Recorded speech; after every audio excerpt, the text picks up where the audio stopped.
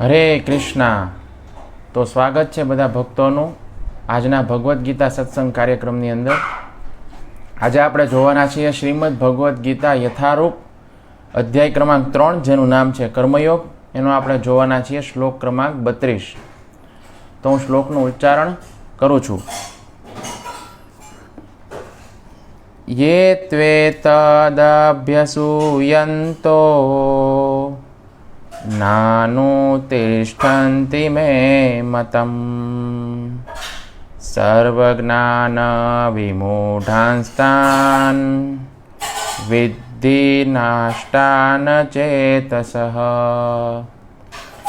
યે ત્વેદભ્યસૂયન્તો નાનુતિષ્ઠન્તિ મે મતમ સર્વજ્ઞાન વિમૂઢાંસ્તાન વિદ્ધિમ નષ્ટાન ચેતસઃ. હવે આપણે શબ્દાર્થ જોઈશું.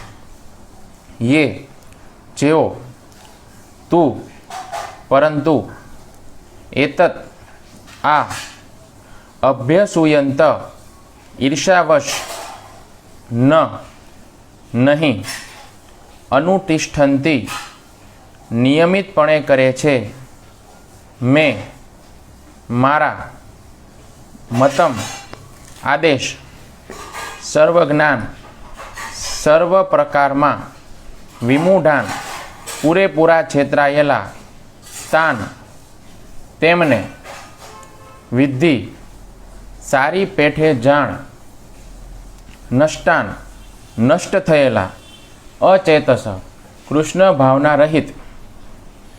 અનુવાદ હિઝ ડિવાઇન ગ્રેસ એસી ભક્તિવેદાંત સ્વામી શીલ પ્રભુપાદ દ્વારા. શીલ પ્રભુપાદ કી જય. પરંતુ જે માણસો ઈર્ષાવશ થઈને આ ઉપદેશોની ઉપેક્ષા કરે છે અને તેનું નિયમિત આચરણ કરતા નથી, તેમને સર્વજ્ઞાનથી રહિત થયેલા, મૂર્ખ બનેલા તેમજ અજ્ઞાન તથા બંધનનો ભોગ બનેલા ગણવા જોઈએ. હવે આપણે ભાવાર્થ વાંચીશું. અહીં કૃષ્ણ ભાવના પરાયણ ન થવાના દોષનું સ્પષ્ટ વર્ણન છે. જેવી રીતે સર્વોચ્ચ વહીવટી વડાની આજ્ઞાના ઉલ્લંઘન માટે સજા થાય છે, તેવી જ રીતે પૂર્ણ પુરુષોત્તમ પરમેશ્વરની અવજ્ઞા કરવા બદલ પણ સજા થાય છે. અવજ્ઞા કરનાર માણસ ભલે ગમે તેટલો મહાન હોય, તે શૂન્ય હૃદયનો હોવાથી આત્માની તથા પરબ્રહ્મ પરમાત્મા તેમજ પૂર્ણ પુરુષોત્તમ પરમેશ્વરની ઉપેક્ષા કરનારો હોય છે. તેથી આવા મનુષ્ય માટે જીવનની સિદ્ધિ પામવાની આશા રહેતી નથી. ઓમ અજ્ઞાનતિમિરાંધસ્ય જ્ઞાનાંજનશલાકયા ચક્ષુરુન્મિલિતં યેન તસ્મૈ શ્રી ગુરુવે નમઃ. શ્રીચૈતન્યમનોભીષ્ટં સ્થાપિतं યેન ભૂતલે સ્વયં રૂપ કદા મહ્યં દદાતિ સ્વપદાન્તિકં. વંદેહં શ્રીગુરો શ્રીયુતપદકમलं શ્રીગુરૂन् વૈષ્ણવાંશ્ચ શ્રીરૂપં સાગ્રજાतं સહગણ રઘુનાથાન્વિतं तं સજીવં સાવદ્વૈतं સાવધૂतं પરિજનસહિतं કૃષ્ણચૈતન્યદેવં શ્રીરાધાકૃષ્ણપાદાન સહગણ લલિતા શ્રીવિશાખાન્વિતાંશ્ચ. હે કૃષ્ણ કરુણા સિંધુ દીનબંધો જગતપતે ગોપેશ ગોપિકાકાંત રાધાકાંત નમોસ્તુતે. તપ્ત કાંચન ગૌરાંગી શ્રી રાધે વૃંદાવનેશ્વરી વૃષભાનુસુતે દેવી પ્રણમામિ હરિપ્રિયે. વાંછાકલ્પતરુભ્યશ્ચ કૃપા સિંધુભ્ય એવ ચ પતિતાનાં પાવનેભ્યો વૈષ્ણવેભ્યો નમો નમઃ. જય શ્રી કૃષ્ણ ચૈતન્ય પ્રભુ નિત્યાનંદ શ્રી અદ્વૈત ગદાધર શિવાસાદિ શ્રી ગૌરભક્તવૃંદ. હરે કૃષ્ણ કૃષ્ણ કૃષ્ણ હરે હરે, હરે રામ રામ રામ હરે હરે. હરે કૃષ્ણ. તો હવે આપણે સમજવાનો પ્રયાસ કરીશું કે ભગવાન આ શ્લોકમાં અર્જુનને શું સમજાવવા માગી રહ્યા છે. તો જીવ કૃષ્ણથી ઈર્ષા અને દ્વેષવશ સ્પર્ધા કરતા એના આદેશોનું પાલન નથી કરતો, ત્યારે એ જ્ઞાનથી વિમૂઢ, નષ્ટ અને વિવેક રહિત થઈ જાય છે. ફલતઃ એનું કલ્યાણ બિલકુલ અસંભવ છે. તો આપણે 31 તથા 32 આ બંને નંબરના શ્લોકની અંદર સ્પષ્ટપણે ભગવાન બતાવી રહ્યા છે કે જે વ્યક્તિ મારા સિદ્ધાંતો અનુસાર ચાલશે એ વ્યક્તિ કર્મબંધનમાંથી મુક્ત થઈ જશે. આપણે 31મા શ્લોકમાં જોયું હતું કે જે વ્યક્તિ ભગવાનના સિદ્ધાંતો અનુસાર, ભગવાનના મત અનુસાર ચાલે છે એ વ્યક્તિ કર્મબંધનથી મુક્ત થઈ જાય છે. અને ભગવાનના મત અનુસાર અને પાછું ઈર્ષા રહિત થઈને અને શ્રદ્ધા સાથે. આવી વાત આપણે ગઈકાલના શ્લોકમાં કરી હતી. તો અને જે મારા સિદ્ધાંતો અનુસાર ચાલશે નહીં એ વ્યક્તિ કર્મબંધનમાંથી મુક્ત નહીં થાય. તો જો એક વ્યક્તિ રાજાના આદેશોનું પાલન કરે તો કોઈ પ્રોબ્લેમ નથી, પરંતુ જો વ્યક્તિ રાજાના શાસનમાં રહી અને રાજાએ બનાવેલા નિયમોનું પાલન ન કરે તો એને નિશ્ચિતપણે દંડિત કરવામાં આવે છે અને તે કષ્ટ ભોગવશે. આવી જ રીતે જે મનુષ્ય રાજાધિરાજ શ્રી કૃષ્ણના આદેશનું પાલન નથી કરતો તો એ નિસંદેહ કષ્ટ ભોગવે છે. એકંદરે આ શ્લોકમાં ભગવાન આવું કંઈક કહેવા માગે છે. હવે આપણે ડિટેલમાં સમજવાનો પ્રયાસ કરીશું કે આ ભગવાન આ શ્લોકમાં શું સમજાવવા માગી રહ્યા છે. તો સૌપ્રથમ આપણે એક નાનકડા ઉદાહરણથી શરૂઆત કરીએ. જ્યારે કોઈ એક બાળક કોઈ વસ્તુ લેવા માટે એક દુકાને જાય છે, કરિયાણાની દુકાન છે, અને કરિયાણાની દુકાનેથી એક ચોકલેટ લાવે છે. તો હવે જ્યારે એ ચોકલેટ લાવે છે તો એને એના પૈસા ચૂકવવા નથી પડતા, અને પૈસા ન ચૂકવવાને કારણે એને એવો મનમાં સંદેશ સ્પષ્ટ થાય છે કે હું જે કાંઈ પણ વસ્તુ આ દુકાનેથી લાવું છું મારે એના પૈસા ચૂકવવા નથી પડતા. હવે હોય છે એવું કે જે દુકાનદાર છે જે કાંઈ વસ્તુઓ એ ઘરમાંથી કોઈ વ્યક્તિ લાવે તો એની એક યાદી બનાવે અને પછી મહિને એનું બિલ બનાવીને આપે. તો બાળકને મનમાં એવું થાય છે કે હું એક પછી એક ઘણી બધી વસ્તુ લાવીશ અને આના મારે ક્યારેય પૈસા નહીં ચૂકવવા પડે. આપણા કર્મનો હિસાબ પણ કંઈક આવો જ છે. આપણે કર્મ કર્યા કરીએ છીએ અને એ કર્મ આપણા ખાતાની અંદર જમા થયા કરે છે. આપણને એવું થાય છે કે કોઈ જોતું નથી, કોઈ તેનું નોંધ લેતું નથી, પરંતુ નિશ્ચિતપણે તેની નોંધ લેવામાં જ આવે છે. હવે જ્યારે પિતાજી એક મહિનાના અંતે જ્યારે એ દુકાનદાર પાસે જાય અને જુએ તો એ હિસાબ ખૂબ લાંબો હોય છે અને એને ખબર પડે છે કે આ બધી વસ્તુ તો મેં મંગાવેલી જ નથી. તો આ વસ્તુ મારો પુત્ર મારી જાણ બહાર લઈને આવ્યો છે અને એનું બિલ પછી પિતાએ ચૂકવવું પડે છે અને પછી એના પિતા દ્વારા એ પુત્રને દંડ દેવામાં આવે છે. એ પુત્ર દંડિત થાય છે. આના બિલકુલ વિપરીત જો એ પુત્ર એના પિતાની આજ્ઞાની અંદર રહી અને એના પિતાજી જે કાંઈ પણ મગાવે એ જ વસ્તુ દુકાનેથી ખરીદીને લાવે, અથવા તો પોતાને ગમતી વસ્તુ લાવી હોય તો પિતાની આજ્ઞામાં રહીને લાવે, તો એને કોઈ પ્રકારનો દંડ મળતો નથી, દંડને પાત્ર થતો નથી. તો આવી જ રીતે ભગવાને બનાવેલા જે નિયમો છે તે ભગવાને બનાવેલા નિયમો અને ભગવાનનો જે મત અને સિદ્ધાંત છે એ અનુસાર આપણે જો જીવન જીવીએ તો કોઈ પ્રકારનો વાંધો નથી આવતો. આપણે કર્મબંધનમાંથી મુક્ત થઈ જઈએ છીએ ભગવાનના કહેવા પ્રમાણે. પરંતુ યદિ ભગવાને બનાવેલા નિયમો અને ભગવાનના સિદ્ધાંતો અને ભગવાનના મત અનુસાર યદિ આપણું જીવન નથી તો નિશ્ચિતપણે આપણું કલ્યાણ નથી, એમાં આપણો વિનાશ છે. તો અહીં ભગવાન કહી રહ્યા છે યેતુ એતદ અભ્યસૂયંત ન અનુતિષ્ઠંતિ મે મતમ, અર્થાત જે ઈર્ષાવશ મારા ઉપદેશનું પાલન કરતા નથી. તો અહીં તું શબ્દનો પ્રયોગ થયો છે. તુંનો મતલબ થાય છે કિંતુ. તો આપણે જાણીએ છીએ કે કિંતુ શબ્દનો પ્રયોગ એ સમયે કરવામાં આવે છે જ્યારે પહેલાં જે વાત કરવામાં આવી હોય એના કરતાં બિલકુલ વિપરીત બીજી વાત કરવાની હોય ત્યારે કિંતુ શબ્દનો પ્રયોગ થાય છે. તો પાછળના શ્લોકમાં ભગવાને એવા લોકોની ચર્ચા કરી હતી કે જે કૃષ્ણને પોતાના પરમ હિતેશી માને છે અને તેના આદેશ પ્રત્યે શ્રદ્ધા રાખે છે.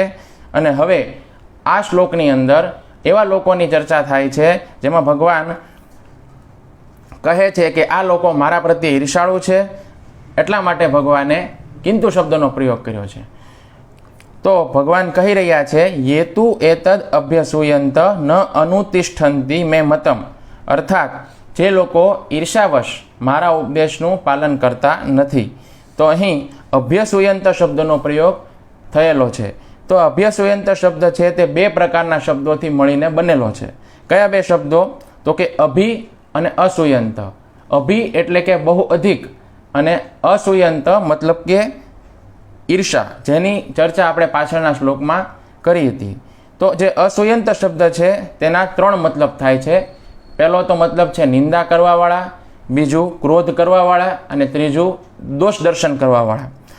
તો જે અનુતિષ્ઠંતી છે તો જે અભ્યસુયંત શબ્દ છે એ અભ્યસુયંત શબ્દનો આખો મતલબ થાય છે.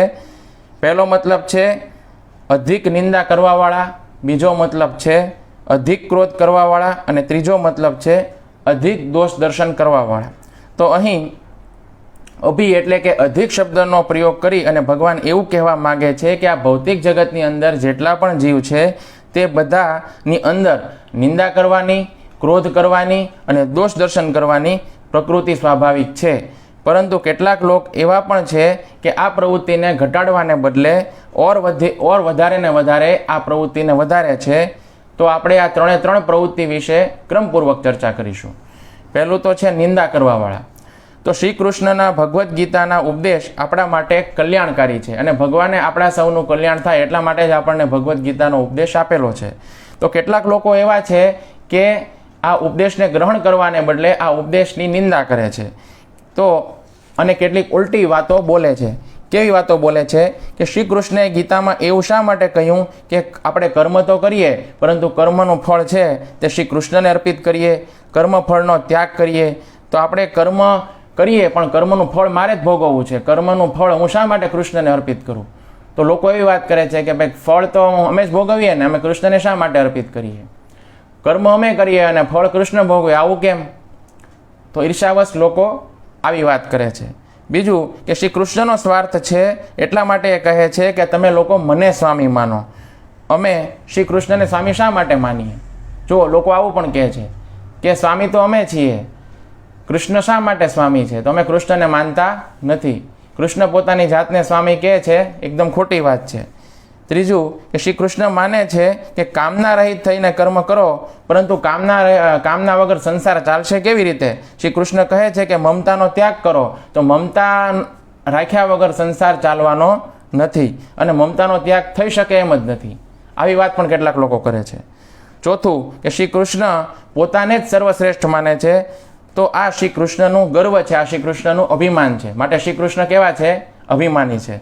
પાંચમું કે આ શ્લોકમાં શ્રી કૃષ્ણ કહી રહ્યા છે કે જે વ્યક્તિ એમની આજ્ઞાનું પાલન નથી કરતો એ વ્યક્તિ અત્યંત મૂર્ખ છે.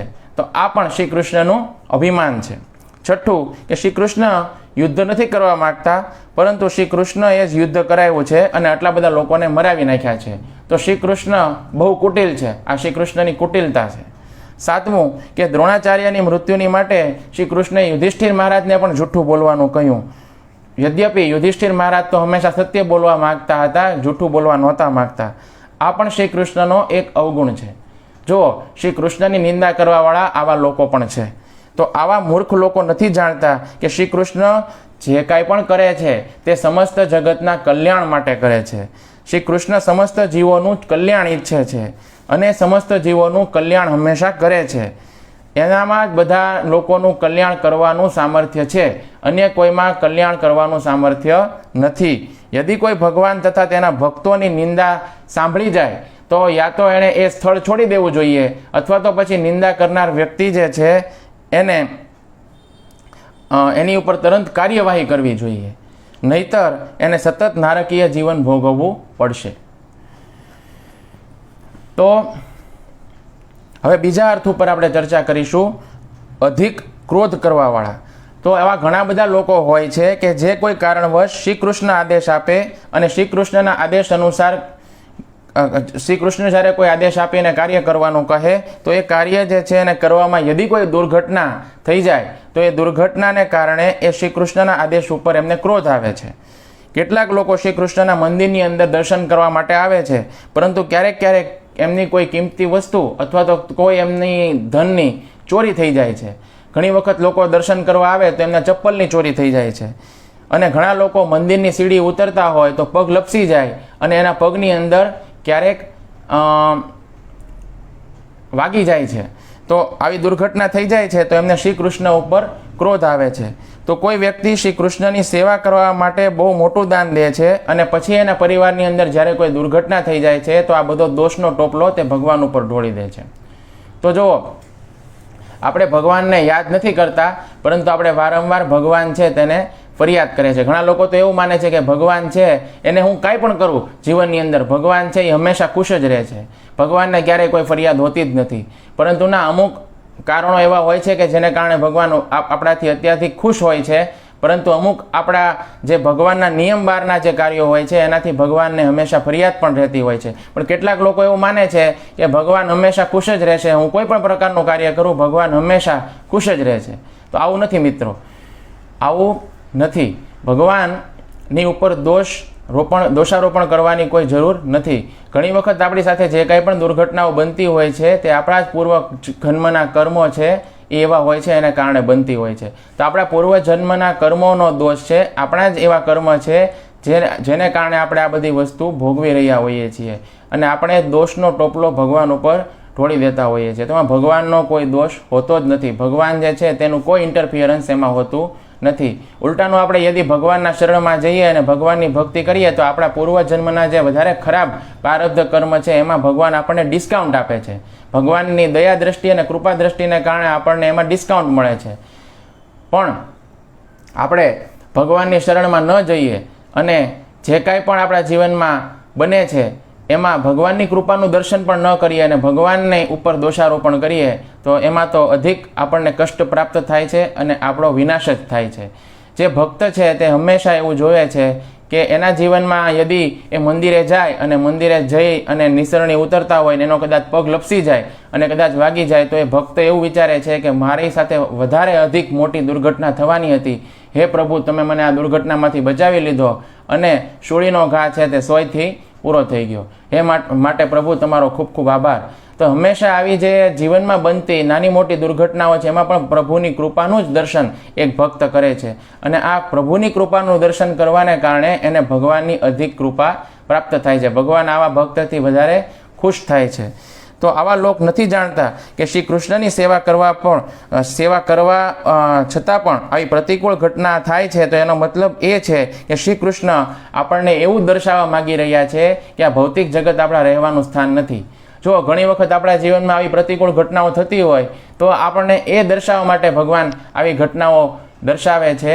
આપણા જીવનની અંદર ઘટનાઓ બનતી હોય છે કે આપણે આ ભૌતિક જગતને જ આપણું પોતાનું ઘર માની લીધું છે અને આપણે હંમેશા અહીંયા રહેવાની જ ઈચ્છા કરતા હોઈએ છીએ. પણ જ્યારે આવી પ્રતિકૂળ ઘટનાઓ બને તો એ આપણી આંખ ઉઘાડવા માટે બનતી હોય છે કે આ ભૌતિક જગત છે ને એક જેલ છે, અહીં કાયમી રહેવા જેવું નથી, આ આપણું કાયમી રહેઠાણ નથી.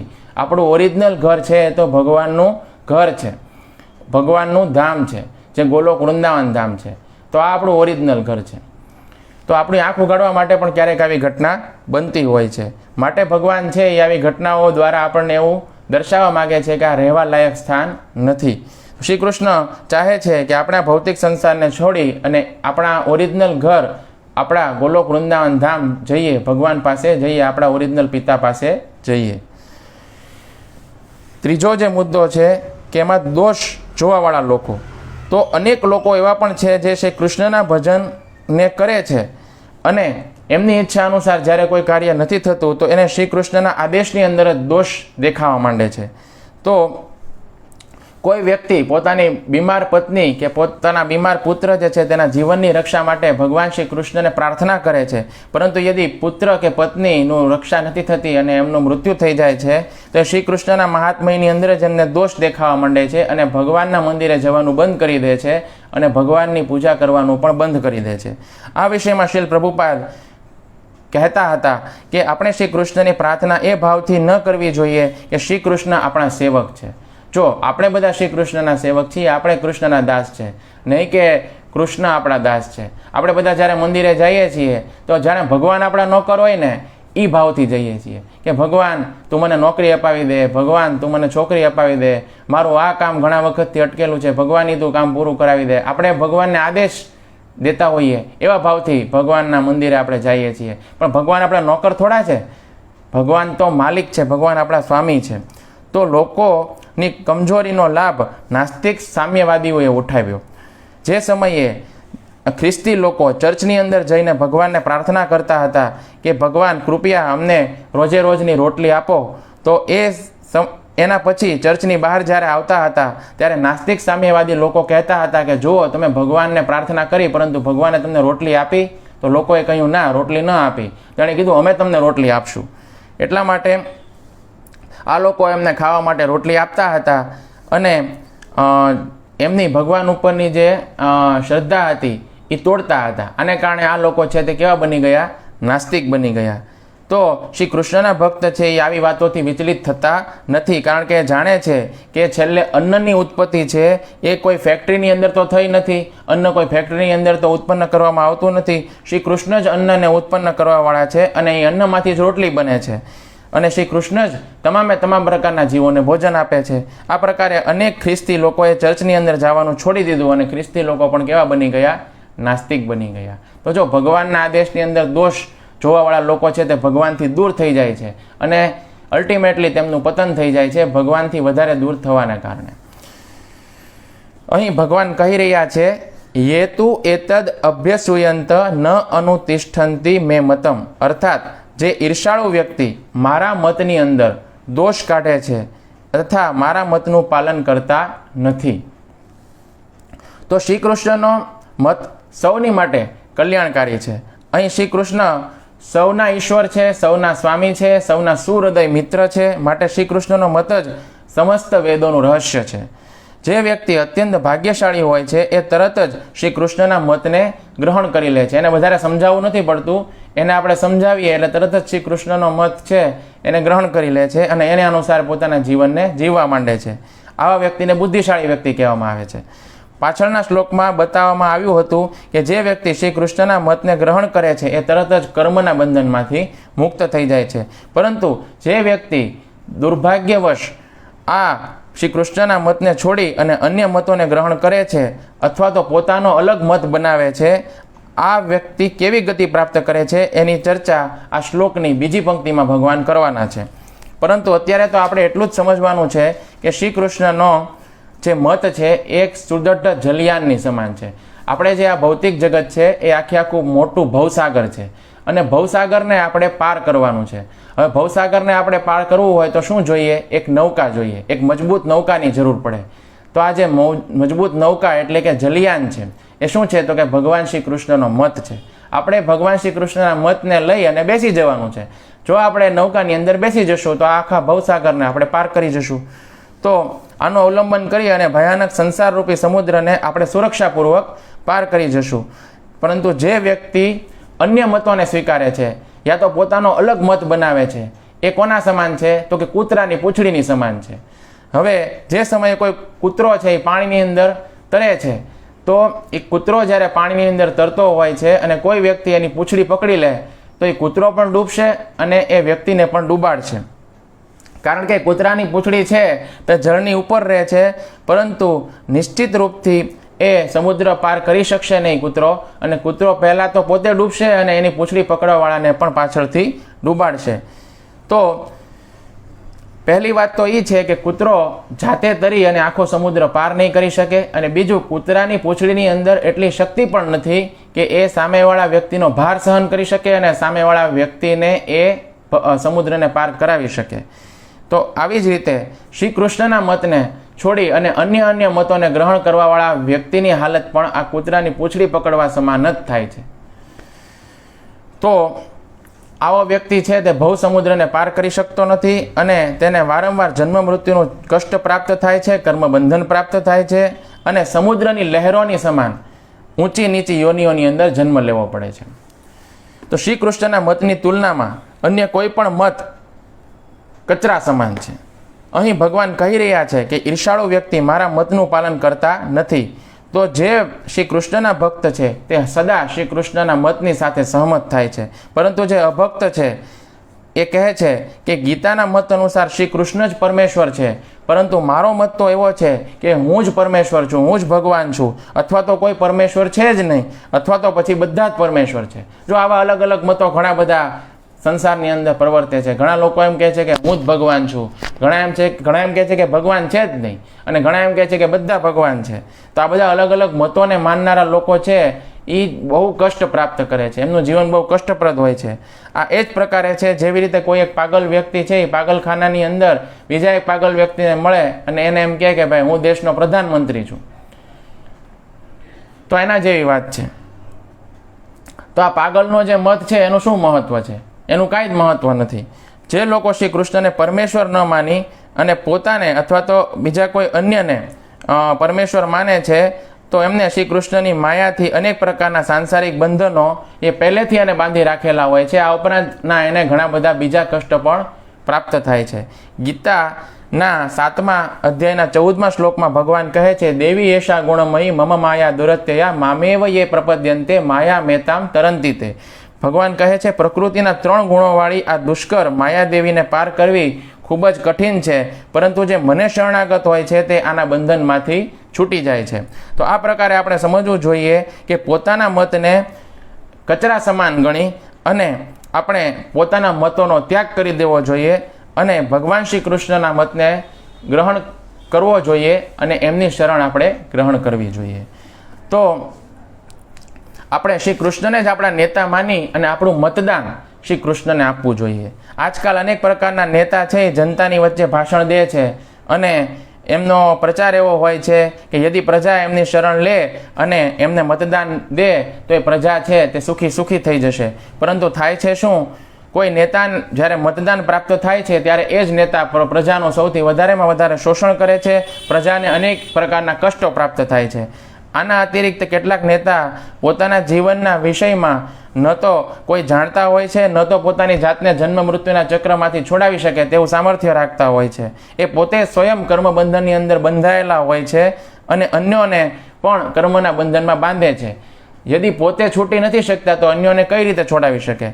પરંતુ શ્રી કૃષ્ણ ગીતામાં કહે છે કે યદિ કોઈ વ્યક્તિ એની શરણ ગ્રહણ કરશે અને પોતાને નેતા સ્વીકાર કરશે તો અને મને મતદાન કરશે તો શું થશે? તો કે જીવનમાં તમામ પ્રકારની આવશ્યકતાઓ છે, ભગવાને કહ્યું છે યોગક્ષેમ વહામ્યહમ, તમામ પ્રકારની જીવનની આવશ્યકતાઓ છે તે ભગવાન પૂર્ણ કરશે, અનેક પ્રકારના સંકટોની અંદર સુરક્ષા પ્રદાન કરશે અને જીવનના અંતમાં આપણે ભગવાનના ધામમાં નિશ્ચિતપણે જઈશું. આની ગેરંટી ભગવાને ભગવદ્ ગીતાની અંદર આપેલી છે અને ભગવાનના ધામની અંદર જીવન અને મૃત્યુનું કોઈ પ્રકારનું કષ્ટ છે નહીં. તો શ્રીલ પ્રભુપાદે સમગ્ર વિશ્વની અંદર આંતરરાષ્ટ્રીય કૃષ્ણ ભાવનામૃત સંઘ ઇસ્કોન એટલા માટે જ ફેલાવેલું છે. આ આંદોલનનો અર્થ એ છે કે આપણે શ્રી કૃષ્ણના મતથી સહમત થઈએ અને ભગવાન શ્રી કૃષ્ણને નેતા સ્વીકારીએ અને આપણું મતદાન શ્રી કૃષ્ણને કરીએ, આપણો મત શ્રી કૃષ્ણને આપીએ.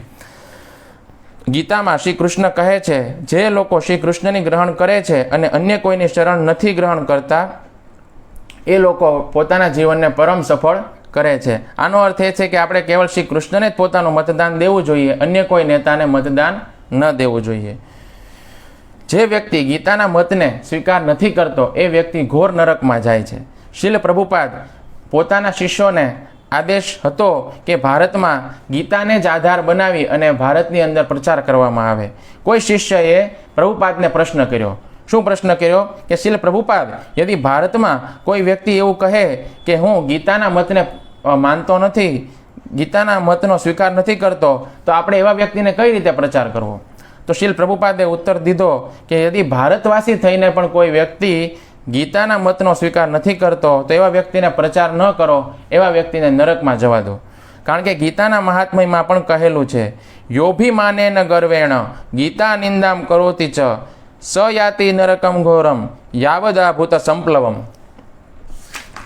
તો આનો મતલબ થાય છે જે વ્યક્તિ અભિમાન તથા ગર્વને કારણે ગીતાના મતની નિંદા કરે છે એ પ્રલયકાળ સુધી ઘોર નરકની અંદર વાસ કરે છે.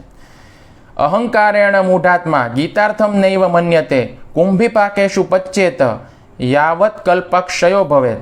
અર્થાત જે મૂર્ખ વ્યક્તિ અહંકારને કારણે ગીતાના મતનો સ્વીકાર નથી કરતો એ એક કલ્પ સુધી કુંભીપાક નરકની અંદર પકાવવામાં આવે છે.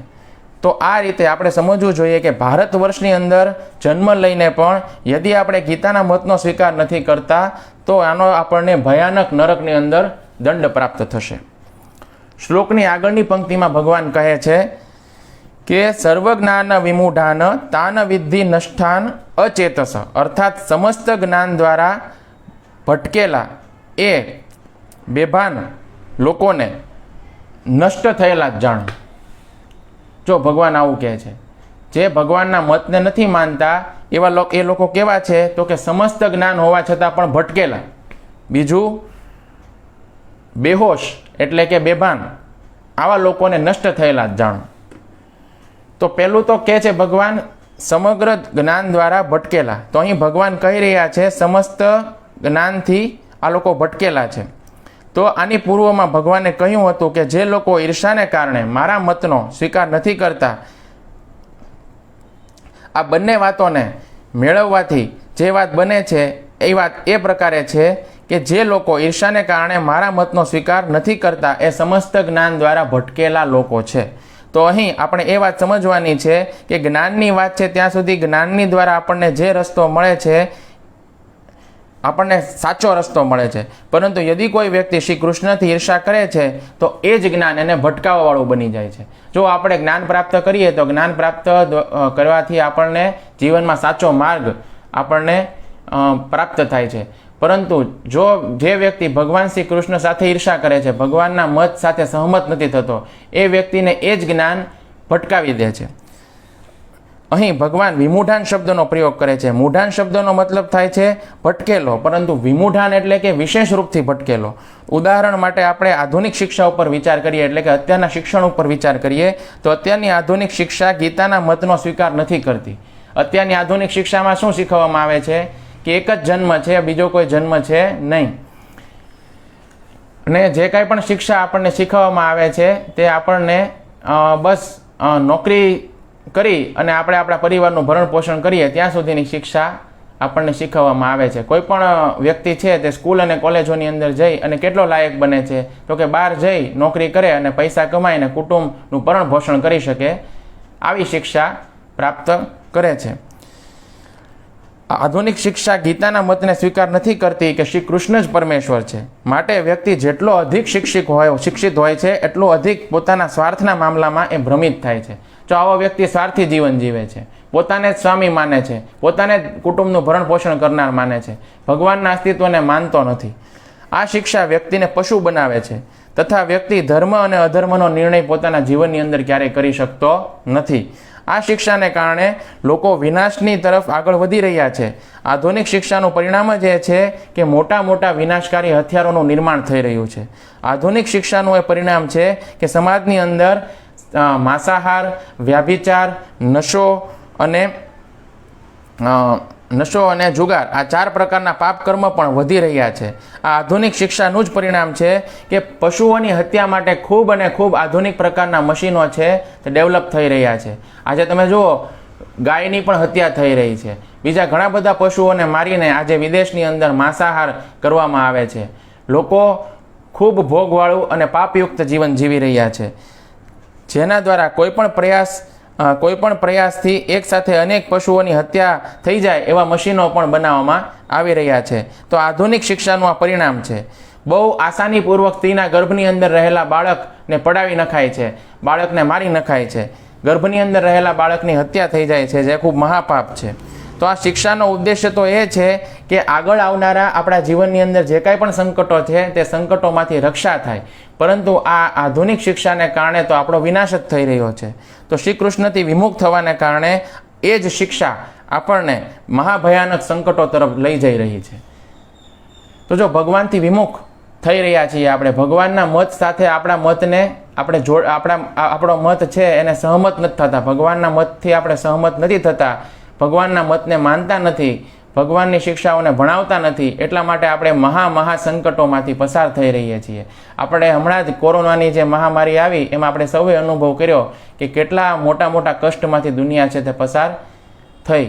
અને આ 2025ના વર્ષમાં પણ તમે જુઓ એક પછી એક કેટલા મોટા સંકટો દુનિયા ઉપર આવી રહ્યા છે, એક પછી એક. તો આ બધા સંકટનું કારણ પણ એ જ છે કે આપણે બધા ભગવાનથી વિમુખ છીએ.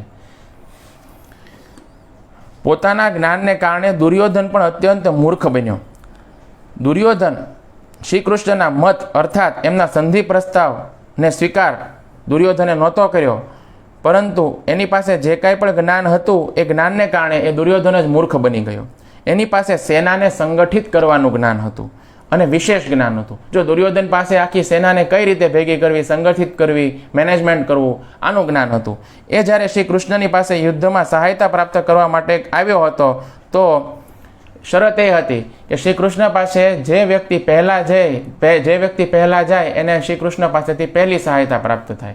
તો દુર્યોધન છે એ પહેલાં જાય છે ભગવાન પાસે અને ભગવાનના ચરણો પાસે જઈને સૌથી પહેલાં દુર્યોધન જાય છે અને ભગવાનના માથા ઉપર માથાની પાછળ એટલે કે માથા ઉપર જઈને બેસી જાય છે. અને એની પછી અર્જુન આવે છે અને અર્જુન ભગવાનના ચરણો પાસે બેસી જાય છે. તો જ્યારે પણ શ્રી કૃષ્ણ જાગ્યા તો એણે સૌ પ્રથમ અર્જુનને જોયા. તો શરત અનુસાર શ્રી કૃષ્ણ અર્જુનને પહેલાં મળ્યા, એટલા માટે એમણે પૂછ્યું કે બોલો તારે શું જોઈએ છે. તો અર્જુનને જ્યારે અવસર પ્રાપ્ત થયો તો એણે ભગવાનને કહ્યું કે ભગવાન તમારા તરફથી તમે શું સહાયતા કરશો. ત્યારે ભગવાને કહ્યું કે એક તરફ તો હું રહીશ, પરંતુ યુદ્ધની અંદર કોઈ પ્રકારનો દેખીતો ભાગ નહીં લઉં. હું ખાલી સલાહ સૂચન આપીશ, મારો પરામર્શ આપીશ. તો હું નિશસ્ત્ર રહીશ અને યુદ્ધમાં ખાલી સલાહ સૂચન આપીશ. તો એક તરફ યુદ્ધમાં હું રહીશ અને બીજી તરફ મારી 10 કરોડ યોદ્ધાઓની નારાયણી સેના છે એ છે. તો 10 કરોડ શસ્ત્રધારી સૈનિકોની વિશાળ સેના ત્યારે જોઈએ છે કે હું જોઈએ છે. તો અર્જુન છે એને જ્યારે ભગવાને પ્રથમ પસંદગી આપી તો અર્જુને કહ્યું કે ભગવાન કૃષ્ણ મારે તો તમે જોઈએ છે, તમારા સિવાય અન્ય કાંઈ મારે જોતું નથી. તો એમણે ભગવાન શ્રી કૃષ્ણની પસંદગી કરી. તો અર્જુન પોતાના જ્ઞાનથી ન ભટક્યા. અર્જુન પાસે પણ સેનાને સંગઠિત કરવાનું જ્ઞાન હતું, પરંતુ આ જ્ઞાનને કારણે અર્જુન ન ભટક્યા, કારણ કે શ્રી કૃષ્ણના મતને લઈને જીવનમાં ચાલનારા હતા. એટલા માટે એમણે શ્રી કૃષ્ણ જે છે તેમને જ પસંદ કર્યા, નહીં કે ભગવાન શ્રી કૃષ્ણની સેનાને. તો દુર્યોધન છે તેણે ભગવાન શ્રી કૃષ્ણની નારાયણી સેનાને પસંદ કરી. તો આ રીતે દુર્યોધન શ્રી કૃષ્ણની વિશાળ સેના દુર્યોધનને પ્રાપ્ત થઈ અને દુર્યોધન પોતાના જ મતને અનુસાર વિચારતો હતો, એટલે એ મૂર્ખ બન્યો. એને એમ થયું કે મેં અર્જુન અને શ્રી કૃષ્ણને મૂર્ખ બનાવ્યા, પણ હકીકતમાં તો એ પોતે જ મૂર્ખ બન્યો હતો. તો અહીં ભગવાન કહી રહ્યા છે સર્વ જ્ઞાન વિમૂઢાન, અર્થાત સંપૂર્ણ જ્ઞાન હોવા છતાં પણ આ વિશેષ રૂપથી મૂર્ખ છે. આનો મતલબ એ છે કે યદિ કોઈ વ્યક્તિ શ્રી કૃષ્ણના મતને સ્વીકાર નથી કરતો અથવા તો શ્રી કૃષ્ણને પરમેશ્વરના રૂપમાં સ્વીકાર નથી કરતો, તો ચાહે સમસ્ત વેદોનું અધ્યયન પણ કરી લે, તેમ છતાં પણ એ શ્રી કૃષ્ણને અને સમસ્ત શાસ્ત્રોના અર્થને પણ જાણી લે, તેમ છતાં પણ એ મહામૂર્ખ જ કહેવાશે. ગીતાના 15મા અધ્યાયના 15મા શ્લોકમાં કીધેલું છે કે સમસ્ત વેદોનો ઉદ્દેશ્ય ભગવાન શ્રી કૃષ્ણને જાણવાનો છે. તો આ રીતે કોઈ વ્યક્તિ શ્રી કૃષ્ણને પરમેશ્વર માની અને એનું શરણ લે છે, અર્થાત એમની આજ્ઞા અનુસાર કાર્ય કરે છે, તો એ વ્યક્તિ સર્વજ્ઞ છે. એ વ્યક્તિને બધું જ જ્ઞાન છે એવું માનવામાં આવે છે, ભલે એ કાંઈ ન જાણતો હોય. અને બીજી તરફ ચાહે કોઈ વ્યક્તિ બધા જ શાસ્ત્રોને જાણતો હોય પરંતુ શ્રી કૃષ્ણનો ભક્ત નથી, તો એનું જાણેલું બધું જ જ્ઞાન છે તે વ્યર્થ છે. એટલા માટે આવા લોકો માટે ભગવાન શબ્દ વાપરી રહ્યા છે સર્વજ્ઞાન વિમૂઢાન. તો અહીં ભગવાન કહી રહ્યા છે વિદ્ધિ નષ્ટાન અચેતસ, અર્થાત આવા જે અચેત વ્યક્તિઓ છે તેને નષ્ટ થયેલા જ જાણો. જ્યારે આપણે નષ્ટ શબ્દ ઉપર વિચાર કરીએ છીએ તો નષ્ટ મતલબ છે ખતમ થઈ જવું. તો અહીં નષ્ટ શબ્દનો મતલબ થાય છે કે નષ્ટ થઈ જવું એટલે ભગવાન શું કહી રહ્યા છે. પહેલાં તો ભગવાન બીજા અધ્યાયમાં એવું કહે છે કે આપણે શરીર નથી પરંતુ આત્મા છીએ, અને આત્મા તો ક્યારેય નષ્ટ થતો નથી. આત્માને પાણી દ્વારા ભીંજવી નથી શકાતો, આત્માને આગ દ્વારા જલાવી નથી શકાતો, આત્મા જે છે તેને કોઈ શસ્ત્ર દ્વારા કાપી નથી શકાતો, કે આત્માને સૂકવી નથી શકાતો. તો પછી ભગવાન એને એમ કેમ કહે છે કે નષ્ટ થાય છે. તો નષ્ટનો મતલબ અહીંયા એવો કરવાનો છે કે ખોવાઈ જાય છે. નષ્ટ શબ્દનો મતલબ એ થાય છે કે આ જે વ્યક્તિ છે તે આ ભવસાગરની અંદર શું થાય છે, ખોવાઈ જાય છે. ભવસાગરની અંદર આ વ્યક્તિ ભટક્યા કરે છે. તો ભગવાન કહી રહ્યા છે કે શ્રી કૃષ્ણની શિક્ષા અનુસાર જે લોકો નથી ચાલતા એ આ ભવસાગરની અંદર ખોવાઈ જાય છે. આ શ્લોકના તાત્પર્યની અંદર શીલ પ્રભુપાદ લખે છે અહીં કૃષ્ણ ભાવના ભાવિત ન હોવાના દોષનું સ્પષ્ટ કથન છે. જે પ્રકારે પરમ અધિશાસીની આજ્ઞાના ઉલ્લંઘન માટે દંડ પ્રાપ્ત થાય છે, એ પ્રમાણે ભગવાનના આદેશને પ્રતિ અવજ્ઞાની માટે દંડ છે. અવજ્ઞાકારી વ્યક્તિ ચાહે કેટલો પણ મોટો કેમ ન હોય, એ શૂન્ય હૃદય હોવાને કારણે આત્માને પ્રતિ તથા પરબ્રહ્મ પરમાત્મા તેમજ શ્રી ભગવાનને પ્રતિ અનભિજ્ઞ રહે છે. માટે આવા વ્યક્તિ પાસે જીવનની સાર્થકતાની કોઈ આશા કરવામાં આવતી નથી. હવે કોઈ વ્યક્તિ કોઈ વસ્તુનો સેલ્સમેન હોય અને એની ઉપર કોઈ માલિક હોય, હવે એ માલિક છે એને આદેશ આપે કે જા આ વસ્તુ વેચીને આવ, અને એ સેલ્સમેન છે એ માલિકના આદેશથી, એના મેનેજરના આદેશથી, કંપનીના માલિકના આદેશથી વસ્તુ વેચવા માટે જાય અને સામેવાળો વ્યક્તિ વસ્તુ લઈ લે પણ એના પૈસા દેવાની ના પાડે, તો પછી એ પૈસા શું સેલ્સમેન ભોગવશે? નહીં, સેલ્સમેન નહીં ભોગવે. કારણ કે સેલ્સમેન છે તેના ઉપરના માલિકનો જે આદેશ છે એને અનુસાર કાર્ય કરે છે. એટલા માટે તરત એના માલિકને ફરિયાદ કરશે કે આ વસ્તુ મેં આને વેચી, પરંતુ એના પૈસા એ મને આપવાની ના પાડે છે. પછી એ વ્યક્તિ, એ ગ્રાહક અને એનો માલિક, આ બંને વચ્ચેની વાત થઈ ગઈ. એ સેલ્સમેન છે એને કોઈ લેવા દેવા નથી. પરંતુ કોઈ સેલ્સમેન એના માલિકના આદેશ વગર પોતાની રીતે મનગઢંત રીતે એ વસ્તુ વેચે અને સામેવાળો વ્યક્તિ એ વસ્તુ લે અને એના પૈસા ન આપે, તો પછી એ વસ્તુના પૈસા ભોગવવાના પોતાને જ આવશે. તો આવી રીતે એને કષ્ટ પ્રાપ્ત થશે. તો સેમ ભગવાનના મત અનુસાર આપણે જો ચાલશું તો આપણે સુખી રહેશું, કર્મબંધનમાંથી મુક્ત રહીશું. અને ભગવાનના આદેશનું પાલન નહીં કરીએ, ભગવાનના મત અનુસાર જો નહીં ચાલીએ તો કષ્ટ પ્રાપ્ત થશે. આ ઉપરાંત કર્મબંધન પણ પ્રાપ્ત થશે. તો અહીં ભગવાન આવા લોકો માટે અચેત શબ્દનો પ્રયોગ કરે છે. અચેત શબ્દનો મતલબ છે બેહોશ, એટલે કે બેભાન.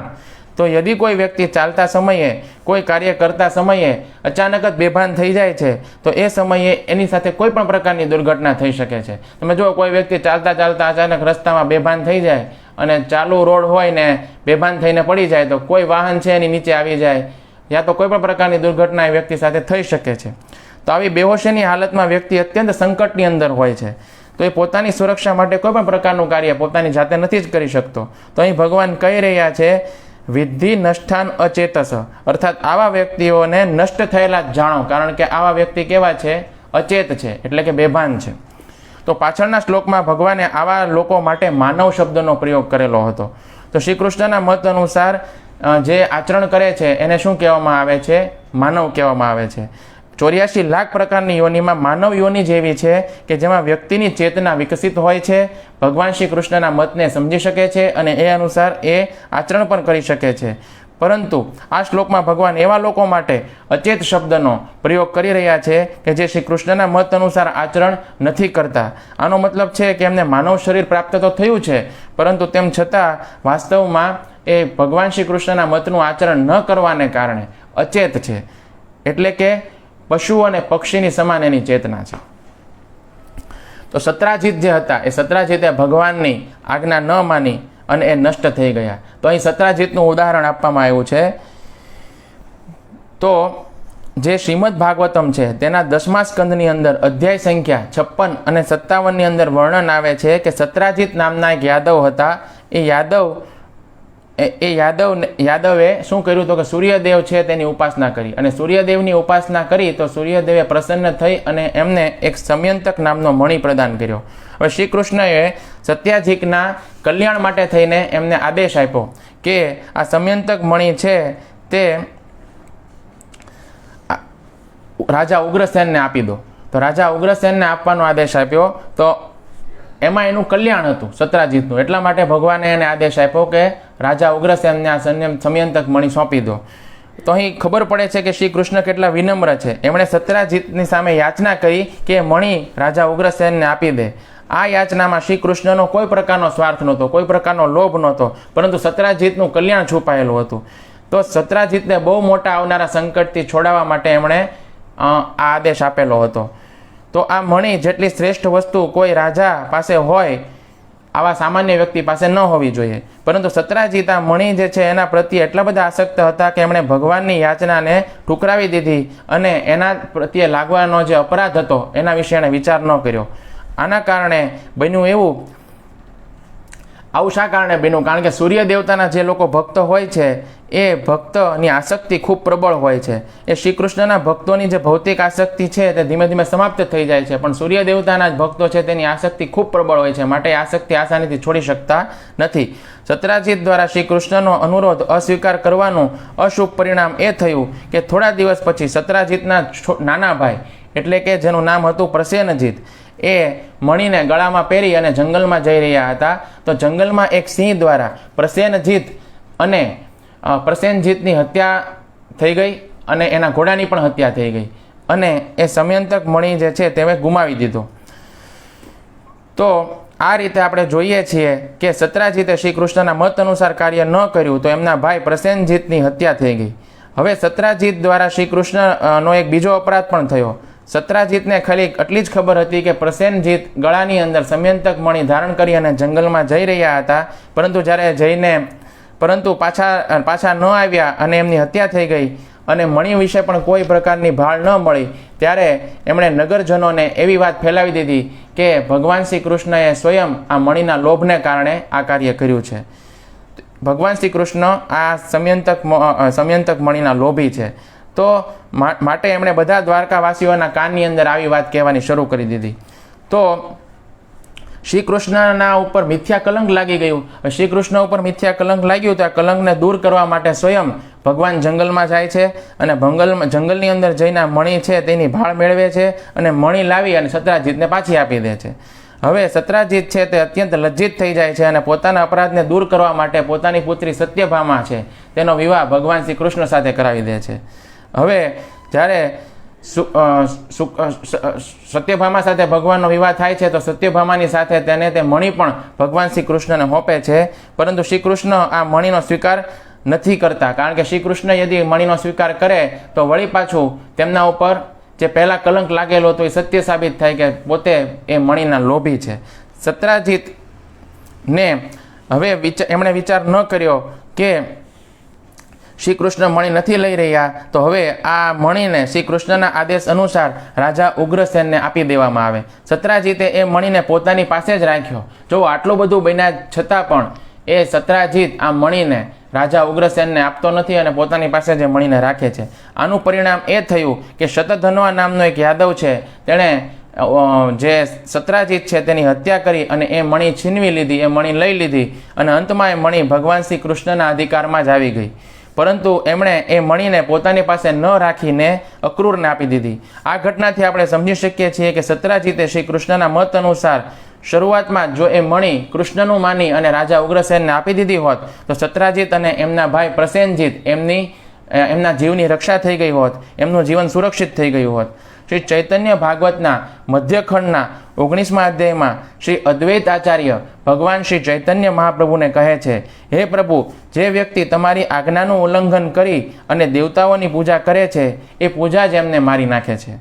જે વ્યક્તિ તમારી અવજ્ઞા કરી અને દેવતાઓને નમસ્કાર કરે છે તે પોતાનું મસ્તક કાપીને સ્વયં એમની ચિકિત્સા કરે છે. જુઓ, સત્રાજીતે સૂર્યદેવનો સાક્ષાત્કાર કર્યો તો સૂર્યદેવ એમની ભક્તિની અંદર વશ થઈ એમના મિત્ર બની ગયા, પરંતુ સત્રાજીતે જ્યારે તમારી આજ્ઞાનું ઉલ્લંઘન કર્યું તો આજ્ઞાભંગના દોષથી બંને ભાઈનું મૃત્યુ થયું અને સૂર્યદેવ આનંદથી જોતા રહ્યા. પ્રભુ, દુર્યોધન બલરામજીના શિષ્ય હતા, તેમ છતાં પણ જ્યારે તમારું ઉલ્લંઘન કર્યું તો વશ સહિત એનો નાશ થઈ ગયો. હિરણ્યકશિપુ બ્રહ્માજી પાસેથી વરદાન પ્રાપ્ત કરેલો વ્યક્તિ હતો, પરંતુ તમારી અવહેલના કરી તો વંશ સહિત એનું મૃત્યુ થયું. રાવણ પોતાના મસ્તકોને કાપીને શિવજીની પૂજા કરી, પરંતુ તમારું ઉલ્લંઘન કરવાથી વંશ સહિત રાવણનો પણ નાશ થઈ ગયો. માટે તમે જ સમગ્ર દેવતાઓના મૂળ છો, તમે જ સૌના ઈશ્વર છો, સંપૂર્ણ જગત તમારે આધીન છે. માટે પ્રભુની અવહેલના કરી અને જે દેવતાઓની ભક્તિ કરે છે એ પૂજા જ એમને ખાઈ જાય છે. તમને ન માનીને અન્ય દેવતાઓની જે ભક્તિ કરે છે, ભજે છે, તે વૃક્ષના મૂળને કાપી અને વૃક્ષના પાંદડાઓને પૂજે છે એના સમાન છે. તમે જ દેવતા, બ્રાહ્મણ, યજ્ઞ, ધર્મ આ સૌના મૂળ છો. જે તમને નથી ભજતા એ મારા પણ પૂજ્ય નથી.